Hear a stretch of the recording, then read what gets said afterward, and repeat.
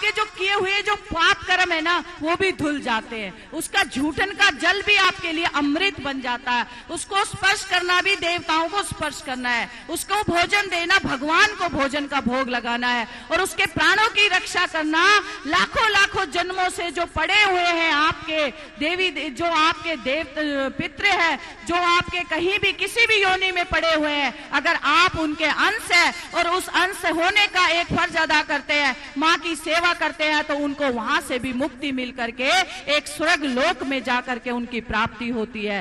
गौ माता की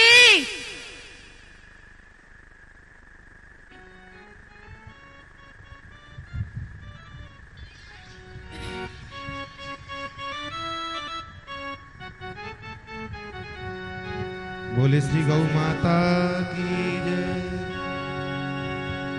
ना जाने कब आएगा, ना जाने कब आएगा। वो गौ माँ किसको याद करती है? अपने भगवान कृष्ण को। जो भगवान कृष्ण गौ माँ की इतनी सेवा करते थे, उन्हीं की याद आज गौ माता करती है कि अगर वो होते तो मैं ऐसे मारी मारी नहीं फिरती। ना जाने कब आएगा, ना जाने कब आएगा, हो मेरे आंसू पोंछ कर मुझे गले लगाएगा। मेरे आंसू पोंछ कर मुझे गले लगाएगा। मेरे आंसू पोंछ कर मुझे गले लगाएगा। मेरे आंसू पोंछ कर मुझे गले लगाएगा। ना जाने कब आएगा, ना जाने कब आएगा, ना जाने कब आएगा, ना जाने कब आएगा। मेरे आंसू पोंछ कर मुझे गले लगाएगा। मेरे आंसू पोंछ कर मुझे गले लगाएगा। मेरे आंसू पोंछ कर मुझे गले लगाएगा। मेरे आंसू पोंछ कर मुझे गले लगाएगा।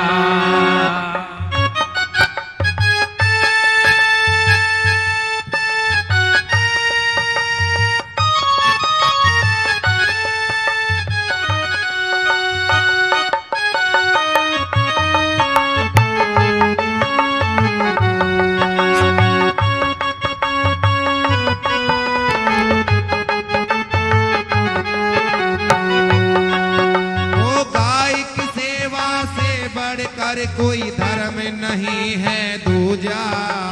गाय की सेवा से बढ़कर कोई धर्म नहीं है दूजा। गाय की सेवा से बढ़कर कोई धर्म नहीं है दूजा। गाय की सेवा से बढ़कर कोई धर्म नहीं है दूजा।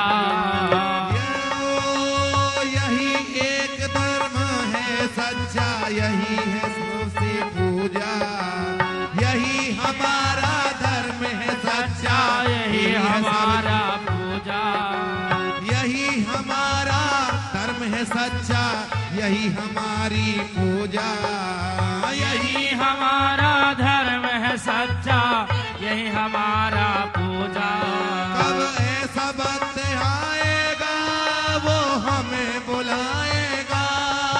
कब ऐसा वक्त आएगा वो हमें बुलाएगा। मेरे आंसू पोंछ कर मुझे गले लगाएगा। मेरे आंसू पोंछ कर मुझे गले लगाएगा। मेरे आंसू पोंछ कर मुझे गले लगाएगा। मेरे आंसू पोंछ कर मुझे गले लगाएगा।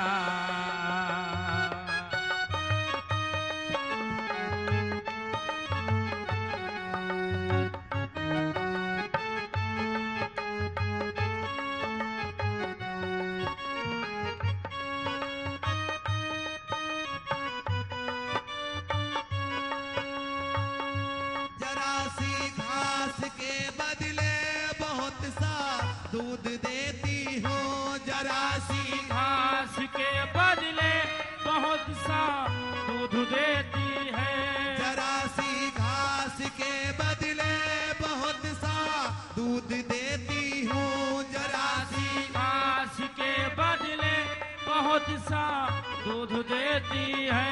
मन से आशीष देती हूँ, दुआएं खूब देती हूँ, मन से आशीष देती हूँ, दुआएं खूब देती हूँ। मन से आशीष देती हूँ, दुआएं खूब देती हूँ, आशीष देती हूँ, दुआएं खूब देती। ओ मेरे आंसू, ओ मेरे आंसू पहुँच कर मुझे गले लगाएगा, मेरे आंसू पोंछ कर मुझे गले लगाएगा। मेरे आंसू पहुँच कर मुझे गले लगाएगा। मेरे आंसू पोंछ कर मुझे गले लगाएगा। ना जाने कब आएगा, ना जाने कब आएगा, ना जाने कब आएगा, ना जाने कब आएगा। मेरे आंसू पहुँच कर मुझे गले लगाएगा। मेरे आंसू पोंछ कर मुझे गले लगाएगा। मेरे आंसू पहुँच कर मुझे गले लगाएगा। मेरे आंसू पोंछ कर मुझे गले लगाएगा। बोलिए गौ माता की जय। इस भजन के माध्यम से आपने देखा कि माँ अपने भगवान को पुकार रही है और भगवान आपको पुकार रहा है। माँ भगवान को पुकारी कि कान्हा कब आएगा मेरे आंसू पोंछने, और कान्हा कहता है कि मैंने अपने बनाए हुए भक्तों को नीचे भेजा हुआ है, वो जरूर एक ना एक दिन आपके सामने आकर के आपके आंखों को आंसू पूछ करके अपने फर्ज को निभाएगा। देखिए, किसी न किसी चीज के पीछे कोई ना कोई हमारा मतलब भी होता है और हमारा एक सच्चाई भी होती है। वो बोल नहीं सकती है, लेकिन एक बार उसकी आंखों में झलक मार के देखो कि वो जीवन में आपको पुकारती रहती है कि कोई तो आए, कोई तो आए मेरे सामने, कोई तो हमारी रक्षा करे, कोई तो करे।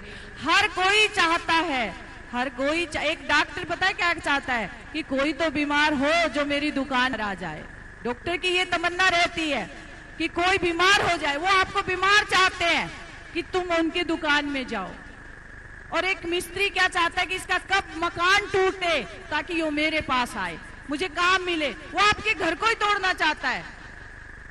एक जूते जो गाड़ता है वो चाहता है इसके जूते ही टूट जाए ताकि मुझे काम मिल जाए। एक दांत का डॉक्टर चाहता है इसके दांत टूट जाए ताकि मेरे पास आ जाए। हर एक दूसरा आपके बुरे हित के लिए चाहते कि ये हो जाए, वो हो जाए, ताकि हमारा कारोबार चलता रहे। लेकिन कौन ऐसा है जो वो ऐसा नहीं चाहते हैं?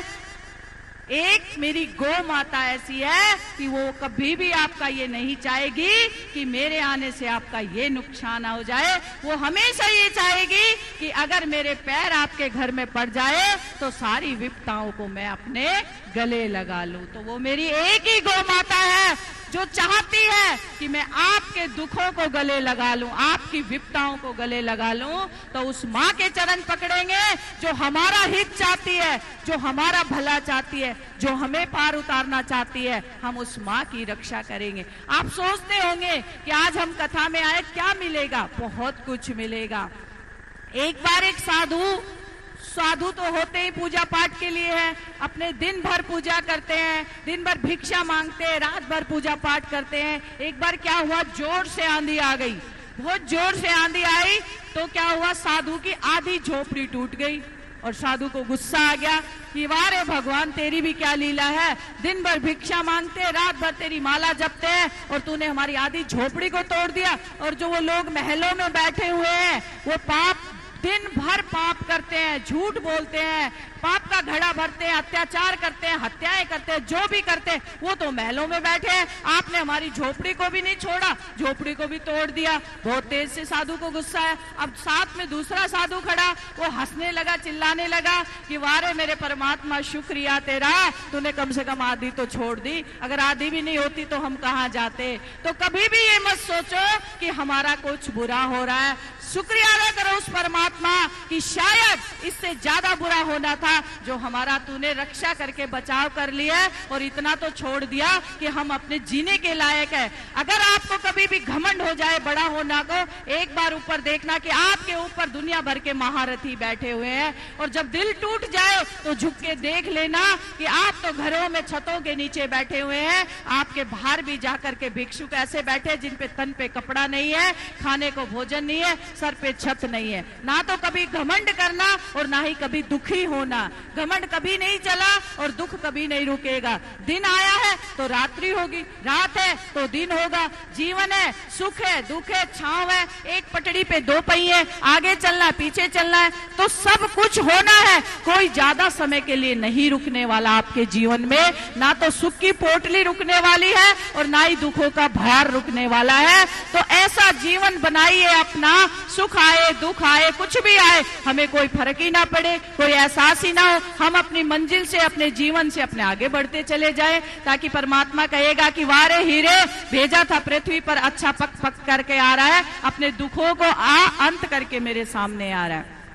जीवन में गुरु के बिना जब तक हमें कोई ज्ञान नहीं देता, हम सही रास्ते पर नहीं चलता।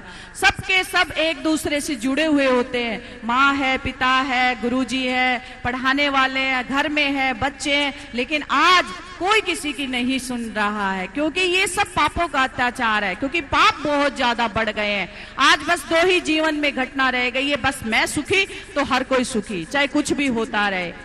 सामने कुछ भी हो, पड़ोस के सामने जाके कूड़ा डाल दो और दूसरा पड़ोसी आके उसको फल का टोकरा पकड़ा देते तो क्या होगा? झगड़ा नहीं होगा, वो दुश्मनाई मित्रता में बदल जाती है। लेकिन हमारा ऐसा स्वभाव नहीं है, क्योंकि हवाई ऐसी नहीं है, दुखों का अंत ही नहीं है, कभी कुछ हमारे जीवन में चलता रहता है। आज हमें बहुत सौभाग्यशाली कि अगर हम आज अपना जन्मदिन मना रहे हैं तो सिर्फ अपने माँ के आशीर्वाद से और अपनी माँ की महिमा कम से कम नहीं तो 400 लोगों के कानों में, 400 मेरे भक्तों के कानों में चली गई तो मेरा जीवन सफल हो गया। अगर 400 भक्तों ने एक गौ माता को बचा लिया तो मेरा मनुष्य जन्म धन्य हो गया कि मैंने जीवन में कुछ करा है, मैंने एक अत्याचार को रोके एक प्राण बचा लिए हैं। तो हर भक्त अगर ये संकल्प ले ले कि एक एक माँ को बचाना है, एक एक माँ को भी अगर बचाने का लेंगे तो लाखों करोड़ों संख्या में हमारी माताओं का जीवन बच जाएगा और पापी लोग थर थर कांप करके छोड़ करके भाग जाएंगे। देखिए, उंगली हम उधर नहीं करेंगे, उंगली इधर भी करेंगे। अगर हम स्वयं पे काबू रख लें और हम अपनी माँ को घर से ना निकालें तो कोई माई का लाल नहीं है जो उसके ऊपर अत्याचार करे, क्योंकि हम भी हैं उसमें शामिल। अगर हम उसकी महत्व को समझ ले और हम उसकी सेवा को समझ ले और हम उसका पालन पोषण कर दे, कोई उसको हाथ नहीं लगाएगा।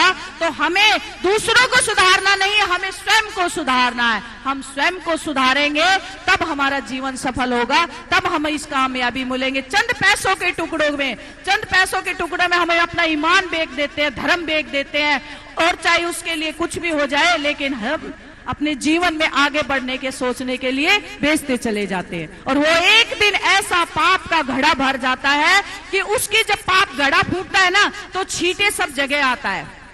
अगर एक पड़ोसी में चोरी हो गई ना तो दूसरे पड़ोसी को डर रहने लगता है कि कहीं मेरे ना चोरी हो जाए। तो अगर पाप का घड़ा जिस दिन फूटेगा कोई भी नहीं बचेगा।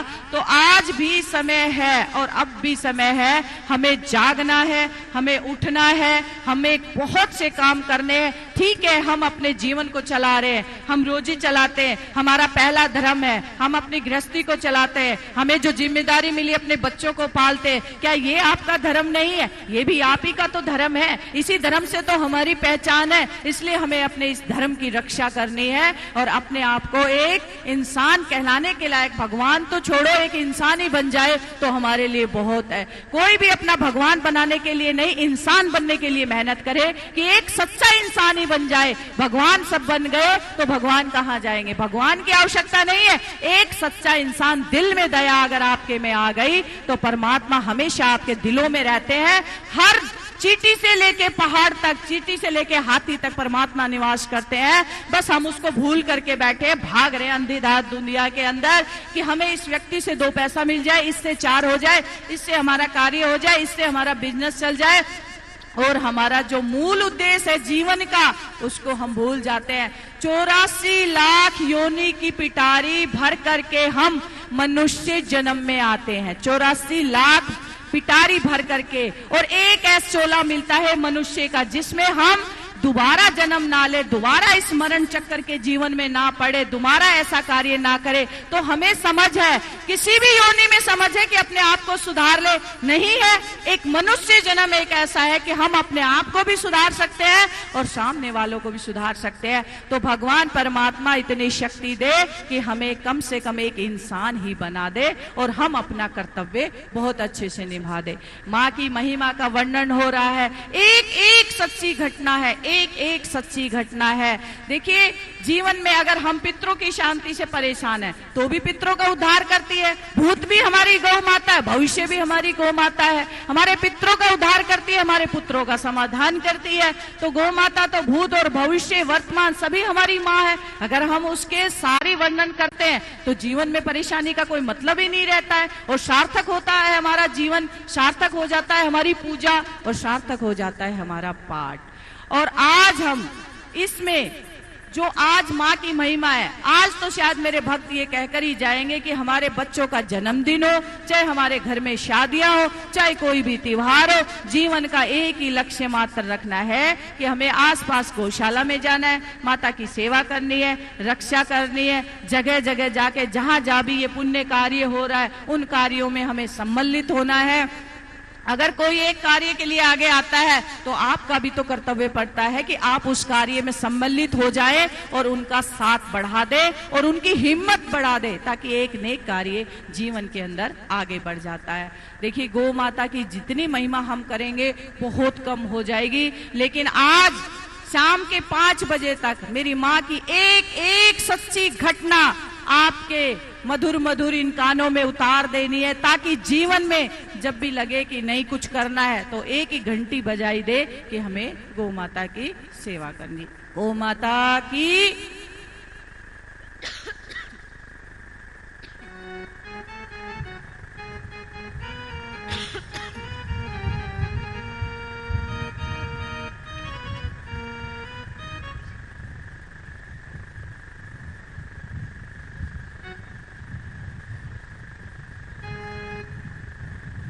गुरु माँ के चरणों में मेरा और मेरे परिवार की ओर से चरण स्पर्श। गुरु माँ, चरण स्पर्श। मैं इंतजार कर रही थी आपका। और बहुत बहुत मुबारक हो गुरु माँ को, गुरु माँ की सालगिरह बहुत बहुत मुबारक हो। और हम सभी भक्त यही चाहते हैं कि इसी तरह से गुरु माँ हमारे साथ में जुड़ी रहे और अच्छी अच्छी कथाओं का हमें कथा सुनने को मिले गुरु माँ के मुख से। और अच्छा लगता है क्योंकि बहुत बिजी शेड्यूल है, सभी का इतना बिजी शेड्यूल है कि ज़रा सी देर हम लोग यहाँ पास कर लेते हैं तो शायद ऐसा लगता है कि पता नहीं कहाँ आ गए, और घर जाकर के वापस से फिर वही रूटीन स्टार्ट हो जाता है। तो अच्छा लगता है, थोड़ा टाइम हमारा यहाँ आ जाते हैं और गुरु माँ के साथ में बिजी हो जाते हैं। तो एक मैं इतनी शक्ति हमें देना दाता सुना रही हूँ। इतनी शक्ति हमें देना दाता, मन का विश्वास कमजोर होना, हम चले नेक रास्ते पे हमसे भूल कर भी कोई भूल होना। हम लोग हम अपने को बिल्कुल क्रीम भी बना लेंगे तब भी हम लोगों से अनजाने में बहुत गलतियां हो जाती हैं, जैसा कि सभी जानते हैं। बहुत गलतियां, कभी रास्ते में चल रहे तो चींटियां मर गई, हमने मारा नहीं, हमने नुकसान पहुंचाया नहीं, लेकिन उनको नुकसान पहुंच गया, तो ये हमसे एक बहुत बड़ा पाप हो गया। तो हम अपने को कितना भी शुद्ध बना लें, कितना भी मन अच्छा कर लें, लेकिन हमसे गलतियां हो जाती हैं। इसीलिए ईश्वर से हमेशा प्रार्थना रहती है इतनी शक्ति हमें देना दाता, मन का विश्वास कमजोर होना, इतनी शक्ति हमें देना दाता, मन का विश्वास कमजोर होना, हम चले नेक रास्ते पे हमसे भूल कर भी कोई भूल होना, इतनी शक्ति हमें देना दाता, मन का विश्वास कमजोर होना, इतनी शक्ति हमें देना दाता, मन का विश्वास कमजोर होना, हम चले नेक रास्ते पे हमसे भूल कर भी कोई भूल होना, इतनी शक्ति हमें देना दाता, मन का विश्वास कमजोर होना।